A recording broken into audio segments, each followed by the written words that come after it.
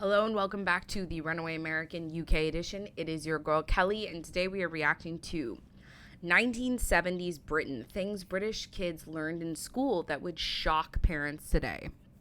Well, I grew up in the 90s. I was born in 92. So obviously, I grew up during a different time period where I doubt that I learned most of this in school. And now I have a 4-year-old. So we'll see. He is at a British school. It is in Bangkok, but he's at a British school. So we'll see if I agree with that he should have been taught these things. If I'm shocked that they occurred in the 1970s, and if I think that they were good that they were taught then or not so good. We'll see. Just my opinions on them, obviously. So Classroom in the 1970s, it didn't feel like a place designed for children. It felt like a place preparing you for the real world, whether you were ready or not. Rows of wooden desks, the faint smell of dust, ink, and polish. No bright colors, no soft language, no constant explanations. By the age of 7 or 8, you already knew what was expected of you. Sit properly, listen carefully, don't ask unnecessary questions. And most importantly, get on with it. School wasn't just about subjects, it was about learning how to behave, how to cope, and how to manage responsibility far earlier than most children today ever would. Many of the things British children were taught in classrooms back then weren't written down as official lessons.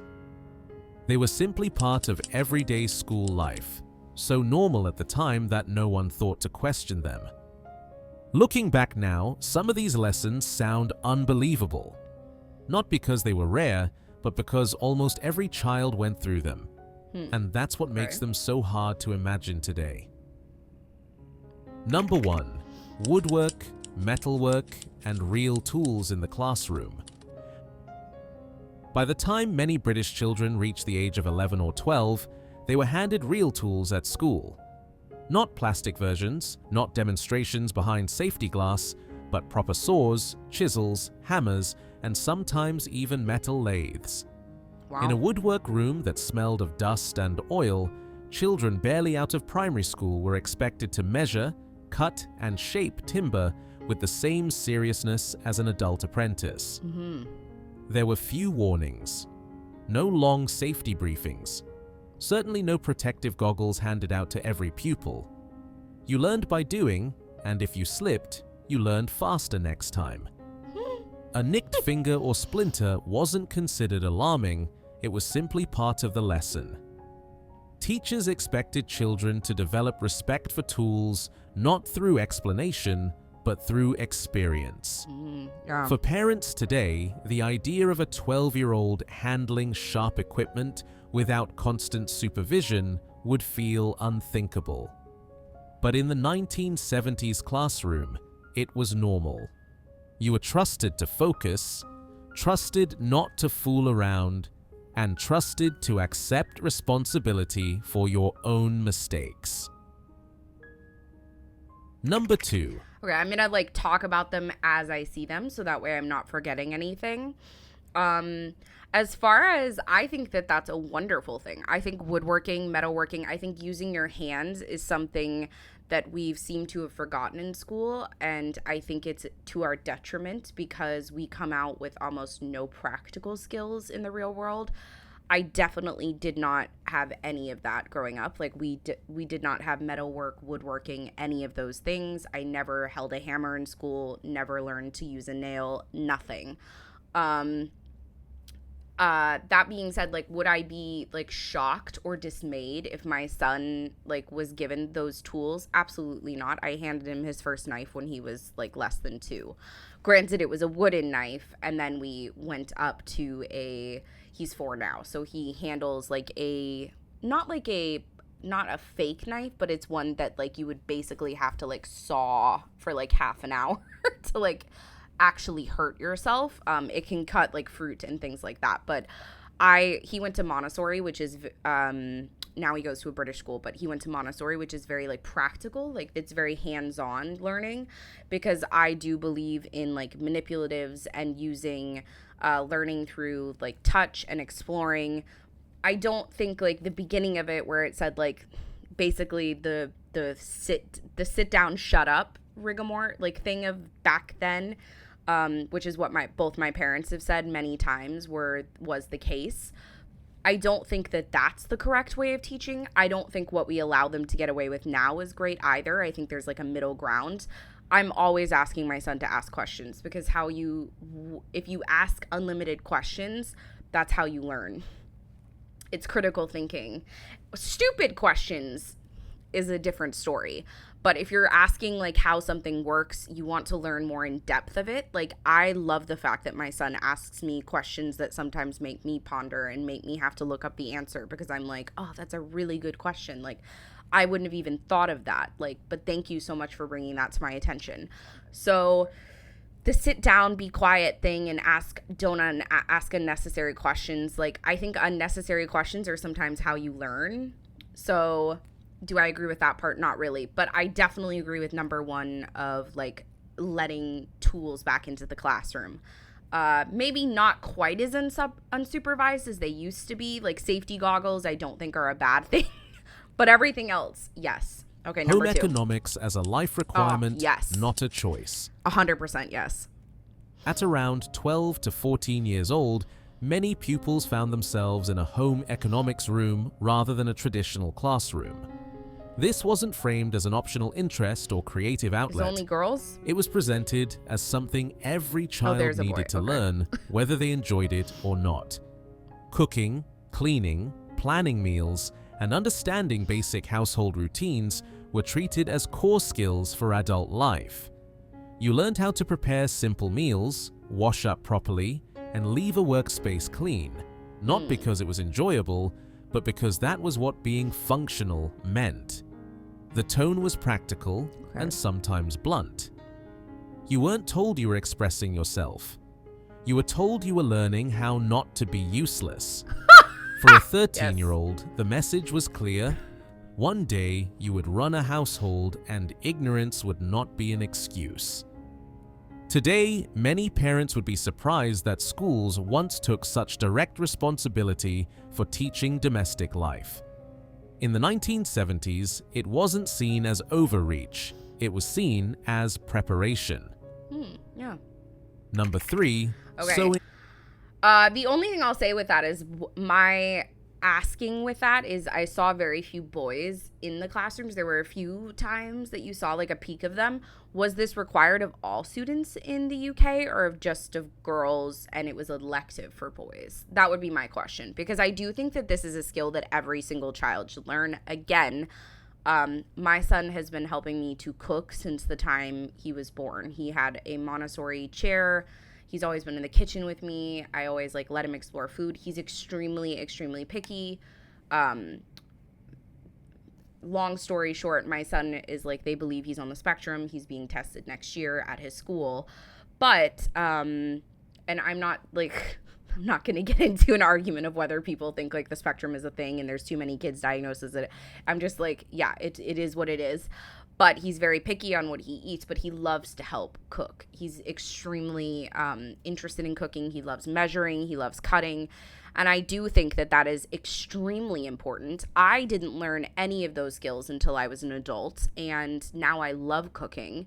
But I think that it is something that you're completely unprepared for. Like when I went to college, I did not know how to do laundry by myself. I did not know how to cook anything besides like eggs, basically. I could boil water and make eggs, and that was about it. So it was all about like learning on the fly, ordering a lot of takeout, like having clothes that were like terribly disorganized or like hadn't been washed in weeks. Because I just wasn't aware. Like, no one prepared me for these things. I think that schools should take more of a hand in it because a lot of homes, like, they don't have the time. I mean, they should, obviously, but a lot of homes don't have the time, nor do they think that, like, they're just like, oh, they'll learn on their own, which they don't. Okay, number 3, sewing. Knitting and clothing repair. By the time children reached 11 or 12, many were expected to understand how clothes were made and maintained. Sewing lessons weren't decorative, they were functional. You learned how to stitch, patch, and repair, because clothes were not disposable. Yes. A torn hem wasn't a reason to buy something new. It was a problem you were expected to fix. Knitting, stitching buttons, repairing seams, these were taught with the assumption that every child would need them at some point. For a 12-year-old today, the idea of being graded on how well they repaired a garment might feel archaic. But in the 1970s, it reflected a mindset of thrift and self-reliance that schools actively reinforced. Yes. Teachers rarely asked whether pupils enjoyed it. The value of the lesson wasn't emotional, it was practical. Number 4, technical. Again, fantastic, I think. I never learned sewing, never learned knitting, nothing of the degree. My mother can sew buttons. That's about it. My father 100% doesn't know anything. I don't know that this occurred in the United States because my parents did go to school in the 70s. They were like in high school in the 70s. So I don't think that this was occurring in the US already. They weren't doing these things. Like my mom did have a home economics class, I believe, in high school, but like she failed terribly, which was again why I never learned to cook, because my mother's favorite form of cooking was takeout. So I think that these are practical, amazing skills that aren't just even great life skills. They're just good skills to have in general. I think that if we use not only our mind, but if we're also using like our hands and using different parts of our mind, not just the academic part in school, I think that we thrive more. Like I do think it creates a better holistic environment for everyone, more well-rounded. Drawing, measurement, and precision. Okay. By 13 or 14, many British pupils were learning technical drawing. This wasn't art, it was accuracy. Straight lines, precise angles, careful measurements, and neat execution were treated as indicators of discipline and intelligence. Mistakes weren't brushed off. A drawing that was sloppy or imprecise wasn't seen as expressive. It was seen as careless. Children were taught that clarity and accuracy mattered, not just in schoolwork, but in life. Parents today might find it surprising that such demanding technical standards were placed on young teenagers. But in the 1970s classroom, this kind of precision was seen as a foundation for trades, engineering, and structured thinking. Number 5, Great. being taught how to sit, stand, and carry yourself. By the age of 10 or 11, children were often corrected not just for what they said, but for how they sat, stood, and moved. Posture mattered. Slouching wasn't just bad for your back, it was considered a sign of poor discipline. Teachers would remind pupils to sit up straight, keep their feet still, and present themselves properly. These weren't suggestions. They were expectations. The underlying lesson was that how you carried yourself reflected who you were. For parents today, the idea of correcting a 10-year-old's posture as part of their education might seem strict. In the 1970s, it was simply part of learning how to exist in the world. Number 6. That one is, again, to me, it is what it is. It's one of those things for me. I've learned I think a lot of people, like my father included, love to say like ADHD for something, right? That like, oh, it's just like, those didn't exist in my day and all of these things, right? They did exist. They weren't as prevalent. And most of the times the reason they weren't as prevalent is, one, the population was smaller, but two, a lot of our foods are what caused this. There's a lot of different like environmental factors that cause this.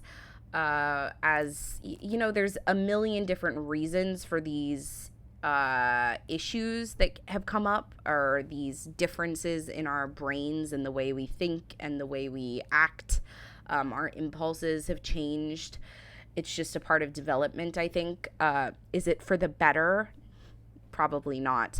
But asking a child to like sit still, have your feet on the ground, and like sit up straight, it's, to me, one, it's not a sign of respect if a kid is slouching. Two, it's just, again, it's a lovely thought that everyone looks like wonderfully presented and looks like these things. But as my mother was a teacher in the US, yes, but she was a wonderful teacher. Her school, like, she won like best teacher in her school like for 7 or 8 years. She was a fantastic teacher, and she came from the business world as well. She was the strategic business manager for 3Com Corporation before she did teaching as a retirement job, because she just wanted to give back to her community. I know that may sound ridiculous, but that was her plan of like why she decided to teach in her like later years of life. But she is one of those people who says like it doesn't matter if a child is like sitting on the ground or like needs to wiggle around in order to produce their best work. And I agree with that. I think that if my child needs to be like standing, like tapping his toes together in order to produce the best work that he can, far be it from me. Like it's a nonsense. It's a notion that is a bit tired in that sense, because people today, they've shown some of the most brilliant minds in the world will never sit at a desk. Do you know what I'm saying? They're going to be like walking around the place, like, you know, thinking outside the box. It's a very like routine. It's, you know, it's an old school thing. I'm totally fine with, I understand why it was used. It was a form of respect. It was a form of like integration into society. But to me, society has changed a bit. Like, I feel like we're more accepting of people that may need to like fidget or dance around or something like that a little bit. And there's nothing wrong with it. As long as it's not like invading your space or making you feel uncomfortable. You know what I'm saying? Like, as long as they're doing it respectfully, why does it matter? Handwriting as a measure of character. At 8, 9, or 10 years old, children's handwriting was treated as something deeply personal. Neat writing wasn't just praised, it was expected. Sloppy handwriting wasn't seen as a learning difference. It was often interpreted as laziness or lack of effort. Children spent hours practicing letter shapes, spacing, and consistency. Penmanship was drilled until it became muscle memory. Teachers believed that controlled writing reflected controlled thinking. Today, many parents would be shocked to learn how seriously handwriting was taken, especially when children were still so young. But in the 1970s classroom, a child's handwriting was considered a visible sign of discipline. Number 7. Okay, so then we have another disagreement here. Handwriting, my handwriting's atrocious. Absolutely horrible. Like, I can't even make out my own handwriting sometimes. The way that was explained to me in my school is like, and my teachers never had a problem with it, was because my brain worked so fast. I was like constantly like writing at an extremely fast rate. When everyone was done with their, like when everyone was still on their essays, like if it was a 2-hour long essay that I was given, I was done within half an hour to an hour. It was just like my mind would like spit it out, and I would just be like writing as fast as possible. But by the time I was in 2nd or 3rd grade, I typed everything. Typing we had instead of handwriting. And truth be told, in today's climate, like, no one's writing. You know what I'm saying? Like, I even sign 98% of my signatures are online. So do I think that handwriting needs to be drilled into children today? Absolutely not, because it's just a useless skill today. Back in the day, yes, I totally understand, again, in the 70s, why that would have been crucial. Do I think it was a sign of, like, laziness? No, I don't think it was laziness. I think a lot of times, like, it is, my son goes to OT therapy for his handwriting currently, because children that are on the spectrum have issues with fine motor skills. So he goes for fine and gross motor skills because he's behind in both. Nothing wrong with it. He's extremely academically ahead. Like, his teachers has said that he has about the academic mind of around like an 8 or 9-year-old. But his athletic and his fine motor abilities are that of around like a 2-year-old.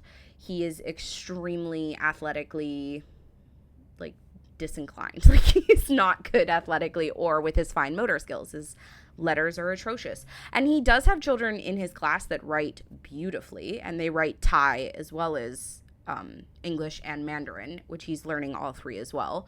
So it's one of those things where, to me, it's like, yes, I think it's needed that you need to be able to know to write letters, but does it need to be extremely well crafted? Not in today's society. Maybe in the 70s, yes, because computers were not a thing. You were not typing everything.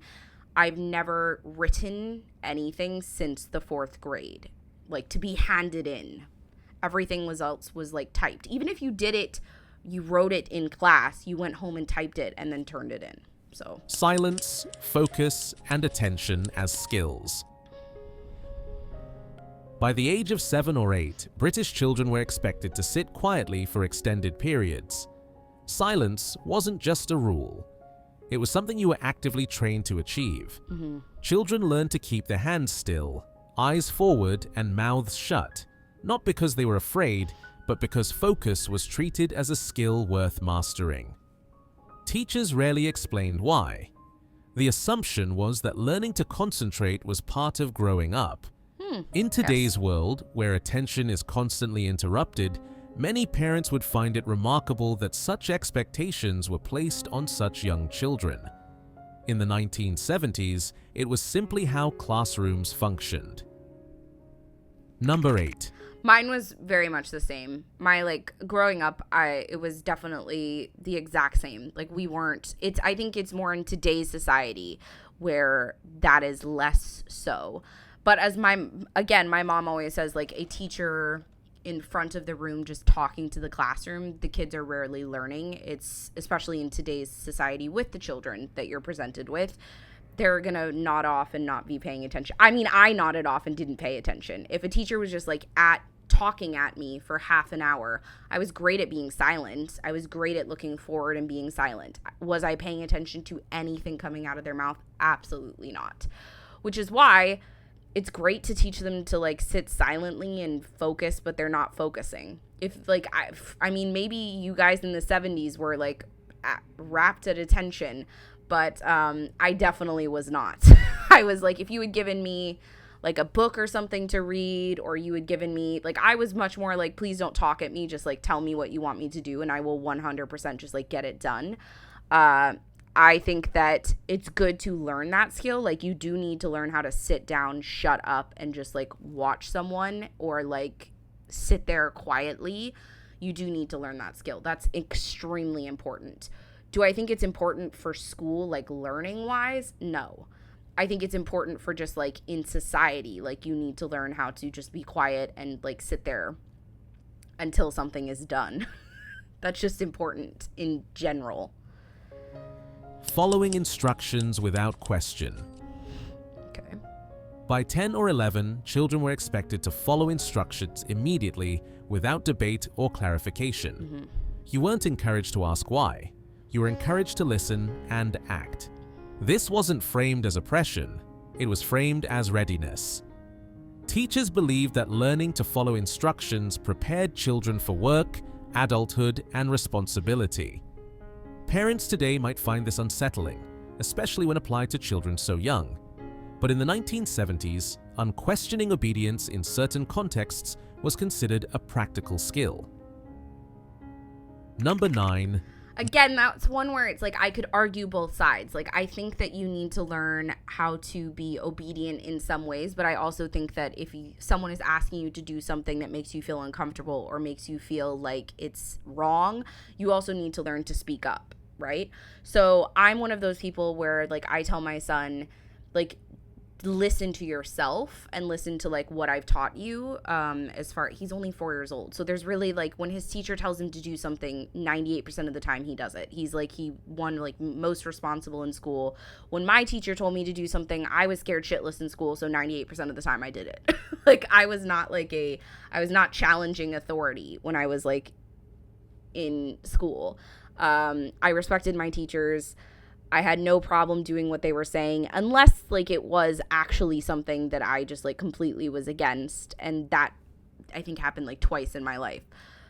unquestioning obedience is a ridiculous term to me. Like, you should always question in your own mind. You don't necessarily need to question it out loud. If someone's saying, like, take out a sheet of paper and number it 1 through 10, yes, do that. If someone is saying you need to go outside and run 10 laps for, like, do you know what I'm saying? Then I would maybe, you need to go outside and run 10 laps because you question, like, you didn't obey me right away. Then I would maybe say, like, why? Like, you know what I'm saying? Like, that there's different scenarios that you have to learn as you're growing up, whether to speak up or whether this is a time you just shut up and do as you're told. 100%, that is, I do agree with that again, that you need to learn obedience in some ways. But unquestioning obedience, I do not like that term. Just obedience in, and I don't even like the term obedience because to me it sounds like a dog. You need to learn how to follow instructions and follow rules set forth by someone who is of a higher position than you or a higher rank than you, right? And then in some cases, you also need to learn when they're asking something of you that is either illegal or extremely immoral, whether or not you listen to yourself and ask a question, right? That's my thing. And mental endurance. By 9 or 10, many pupils were trained to memorize large amounts of information.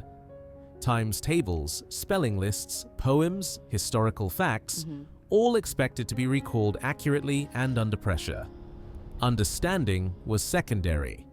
Retention was key. Interesting.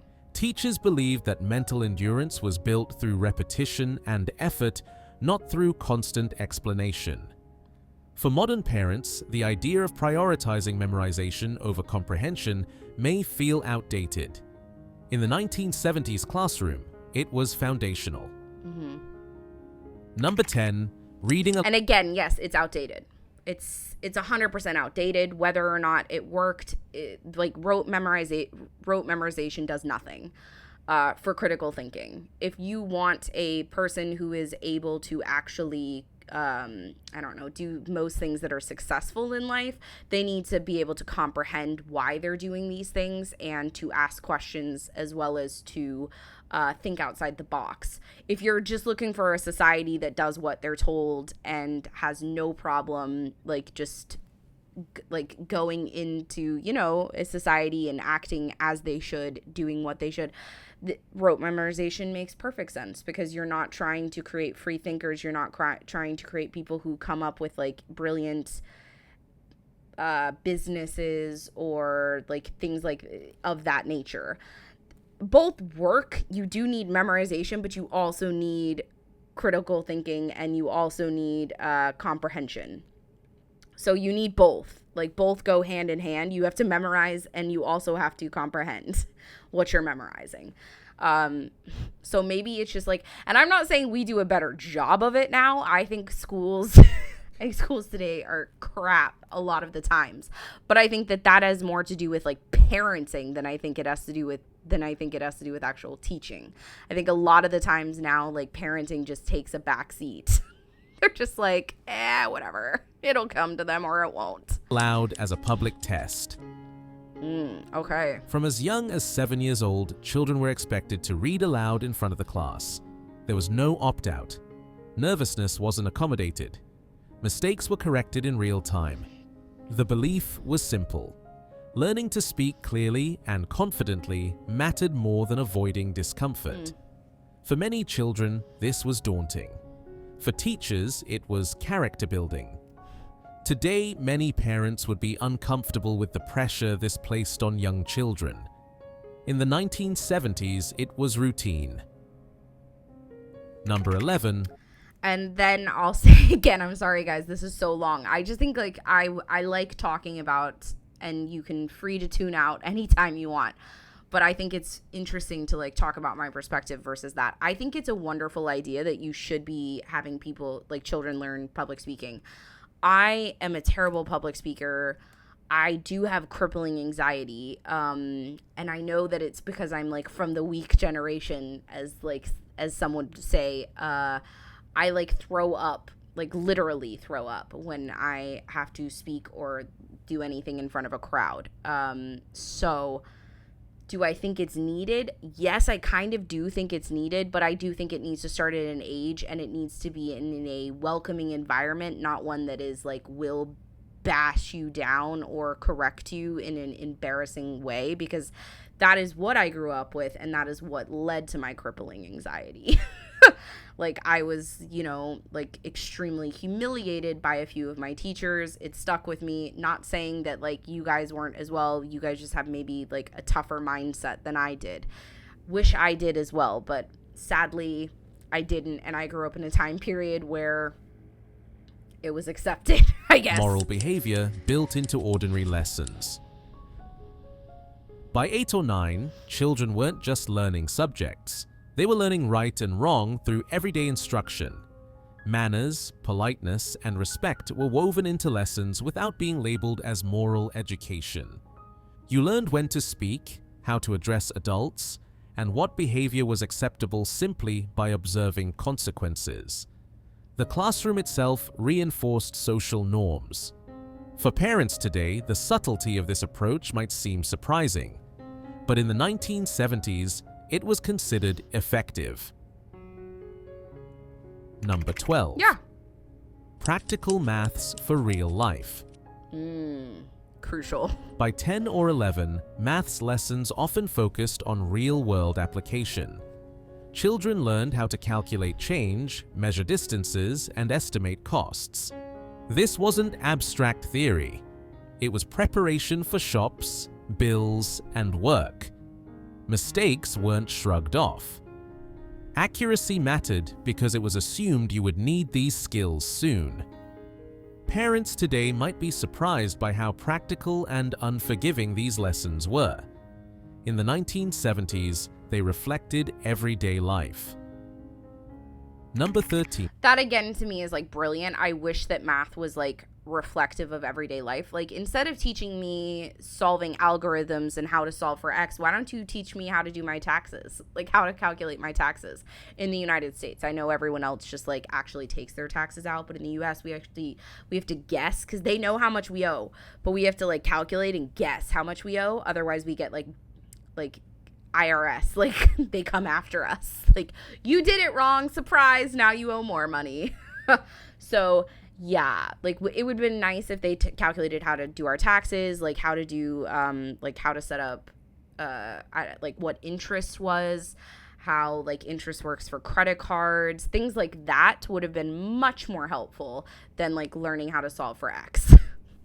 Respect for authority as an outcome. By the time pupils reached 11 or 12, they had learned how authority worked. Teachers didn't ask to be respected. Respect was expected. This wasn't always gentle, but it was consistent. Children learned when to comply, when to listen, and when not to challenge. The lesson wasn't emotional safety, it was social order. For parents today, this might feel overly rigid. In the 1970s, it was considered necessary. Number 14. Again, like I think that like I think I teach my son to respect just like their elders in general. Like a teacher is there to help guide you and to help they want the best for you. So like listen to them because they know what they're talking about. Just like when mommy is telling you something, she knows what she's talking about. She is the adult. You listen to her because I just want the best for you and I want the best outcome for you. When he gets older, yeah, that may change. Like the challenges differ, things differ, but as a young child, definitely just like respect. I don't say authority because I just think like to me that is like a very like just it's a word that gets thrown around. I think instead it's just like respecting someone who is there to guide you and someone who is there, like their job is to make sure that you come out a functioning human being who can like learn. So respect them for that. Respect the fact that they're there putting in their hard day, like working hard, making things fun for you, making things like where they're trying to teach you to do something. Respect that. I think if you explain to children more of like why they should respect people, it comes easier than just telling them to blindly respect people, because I think that that is a ridiculous thing. I don't blindly respect every single person I meet. It's not like that is not how, to me, respect works. Respect works of like, I meet you, I see how you are as a person. I'm going to always be polite to you. I'm always going to be kind to you. I'm always going to be, I would never be rude to someone I don't know. The respect to me comes later. That's just my Preparation for perspective. work, not self-expression. By 13 or 14, schooling was increasingly framed as preparation for employment. Lessons focused on reliability, punctuality, and usefulness.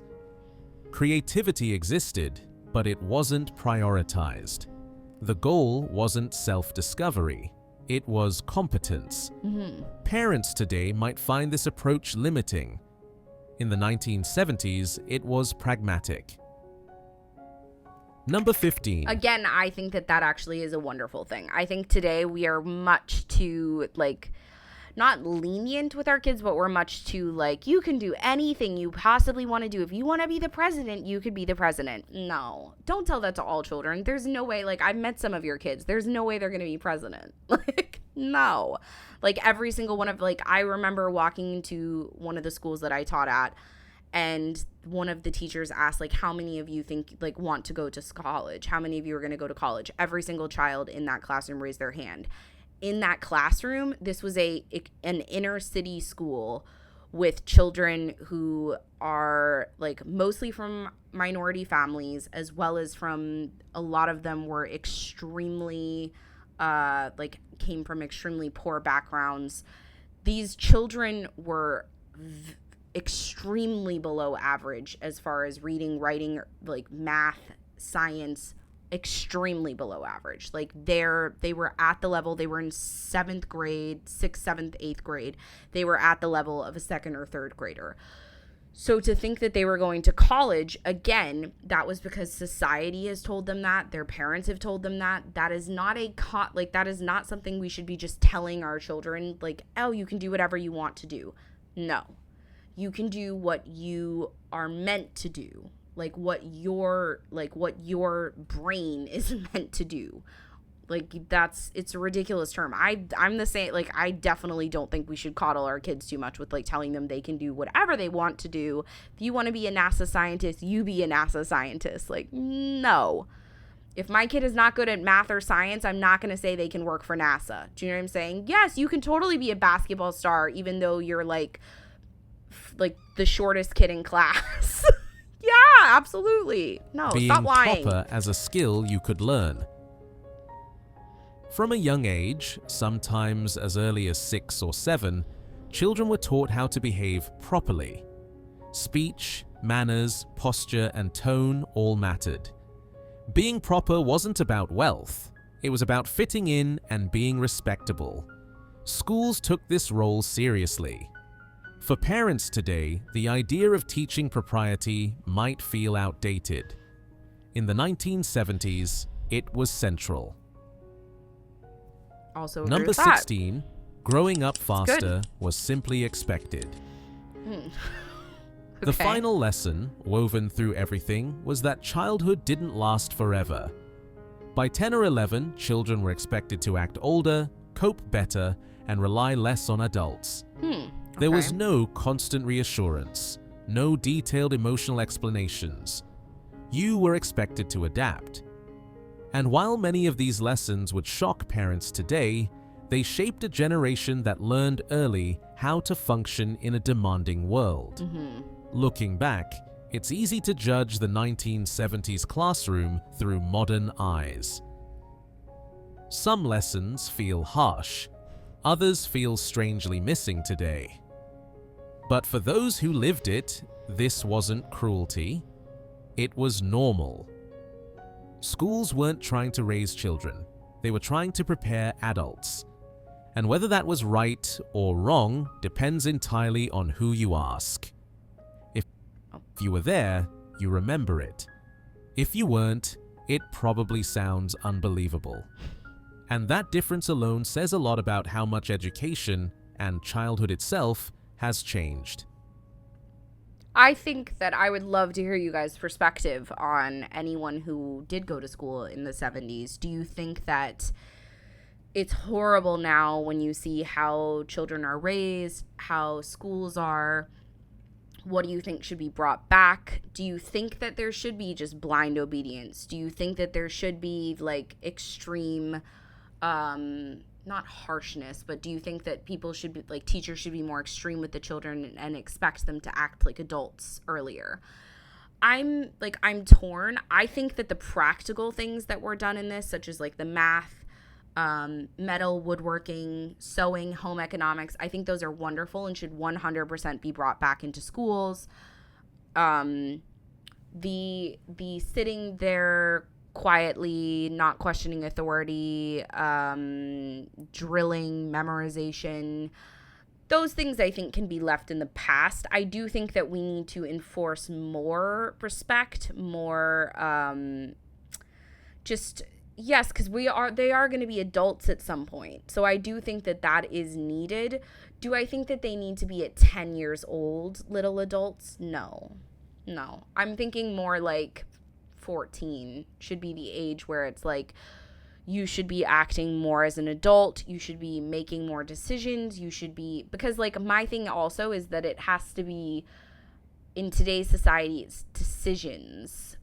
It has to be like you're in charge of your own learning journey. You're in charge of this. You need to make sure that you are handling it properly yourself, not necessarily that you're blindly obeying, because that doesn't really help in today's society as much from my own perspective. We'll see though. It's a shit, basically it's a shit show where we're living in an experiment at this point. And who knows if it will go well or not. Every society, every new generation, well, as they say in Mike the Mechanics, every generation blames the one before. I do not blame the generation before of like how today's society is. I do think that we can learn things from past generations, and I think they can also learn things from us. There's give and take. Do I think we've gone too far one way a bit? Yes. I think definitely we've gone too far one way a bit as far as like how much we let children get away with now, how little we hold them accountable for anything. I 100% believe that. But I also believe that children should be children a little bit longer because they only have those like 14, 15 years until they are basically like miniature adults, teenagers, and God help us all when they become teenagers, right? So I'm just like, I want my son to stay unjaded for as long as possible. The real world's going to F him up enough. You know what I'm saying? Like, it's going to come for you. It will. So, not necessarily sheltering him, but kind of like introducing it to him through a narrow view, I think is a better way for me at least. But I do definitely still teach him to respect people. He has great manners. He is a wonderful little boy. And I think that if you are doing these things, it starts at home, especially because I do think schools aren't doing it anymore. I do think schools used to have much more of a hand of creating like good humans and good people for society. I think now it's much more like academically inclined. And even then, it's like we've lost some of the plot even in academics. So I do think that we could learn a few things from the 70s. But please, I know this is a long video. Let me know in the comments what your thoughts are. What do you think we should be doing for schools? What do you think was better when you went to school? What are your thoughts on today's kids? Like, I've been in many, many classrooms. I'm raising one today. I don't know what he's going to be like. I'm scared. Who knows? You know, you never know until they're old enough and then you're like, oh, too late. So, thank you so much for watching this video. Please don't forget to give it a thumbs up. And if you want more videos like this, please subscribe to my channel. Thank you so much. This is the Runaway American UK edition signing off. Bye-bye.